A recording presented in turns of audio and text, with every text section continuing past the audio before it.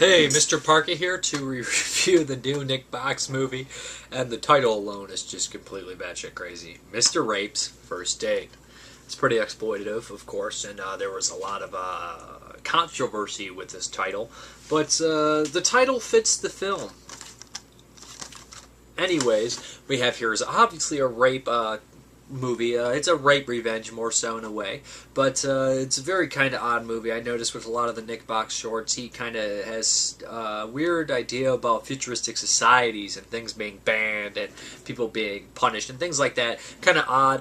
This one, it is in the future. This film was black and white, kind of odd look to it. It's a future, and 98% of the people are happy and great and well because they abolished TV, entertainment, all that kind of stuff, and the work for everything went up. Everyone's doing better, except the couple people that were kind of tossed to the gutter.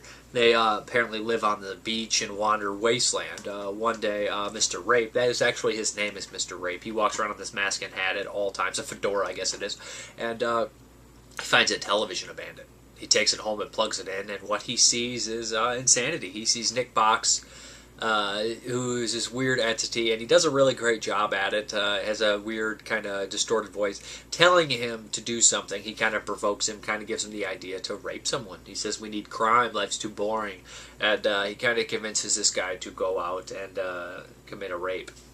So anyways, he sneaks in and he rapes this woman, and a couple times actually, and during the rape, it's kind of an odd scene in here that it shows two people talking about a rape victim and a rapist, both looking directly at the camera and talking about their experiences that happened. And the rapist is really good, really great at it. He's really close to him, and he just says some horrible things. He's got a great voice. He's like, I looked in her eyes. And it's just a really, really good scene. His performance is really good. And the girl does a really heartfelt, emotional performance as well. And they talk about all the side effects of rape and whatnot and why they did it, things like that during the actual rape, which is kind of a really weird parallel. Kind of weird. And there's some weird stuff in here, like goofy kind of stuff, like he goes and takes a crap after the rape. I don't know. But he goes back for seconds, and a little bit, something else happens a little different. But the thing is, the one thing I didn't like is when, like, the excitement's about the rape, it just turns into this really loud, I don't know what kind of music it is, really heavy, crazy, hardcore music, I don't know, grindcore, I have no idea. Someone would probably be like, actually, that's a primo grindcore subgenre post after. I don't know all these little small terms about music, that's not my expertise, I don't know much about music, I'm going to be honest. But I did not care for that. I mean, the music was fine. I just don't like when it's mixed in like that type of movie where it's just really heavy metal. At the end, I did like the punk music in it. That was cool. But as the film progresses, also there's a scene in here where the movie rewinds, and I thought it was a cool idea, but I thought it went on a little too long. But I did enjoy the movie. I thought that it was a unique kind of way to show the futuristic society, and I thought that they do kind of show at the end the conscience.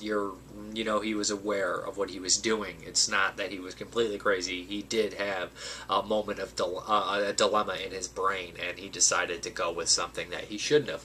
But Mr. Rape's First Date is, I would say it is better than Brutal Jesus and the Violent Vicar, but is not better than She's Dead. That is actually a really great movie. This one is pretty solid, and you're pretty unique, and I do enjoy the kind of parallel between the rape scene happening and the people talking about rape, the rapist and that woman who's raped during it. Kind of adds a nice little layer to it.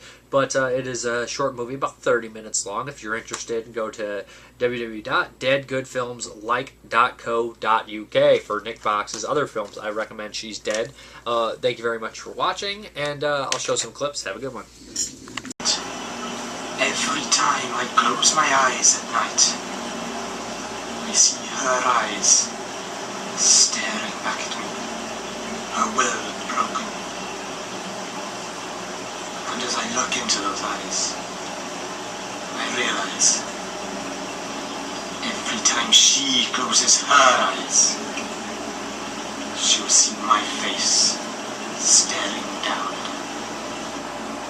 Everyone.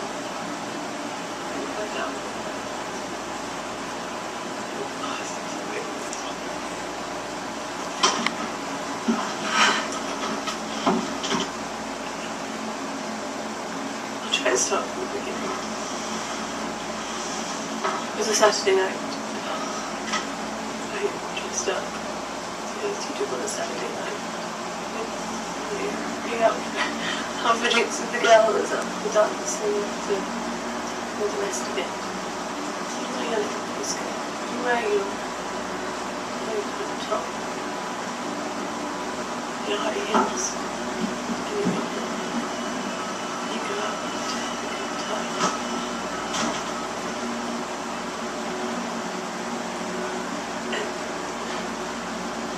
Not basically I didn't want to stay as long as everyone else. I wanted to go home. So I had to come by myself. I shouldn't have.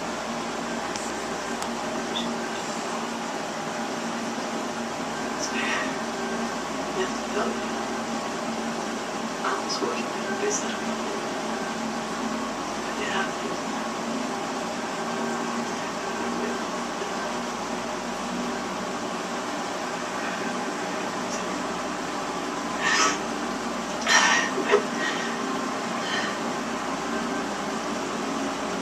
Just walking past the street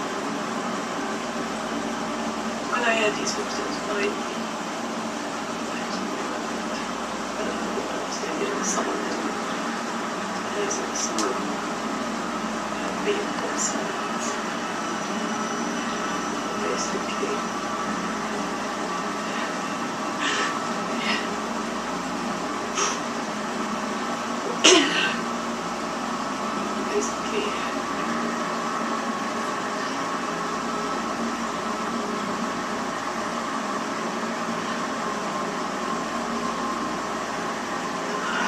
Sorry, it's really hard. When the baby with someone not here, it's really hard telling it to just saying it out loud, admitting that it happened.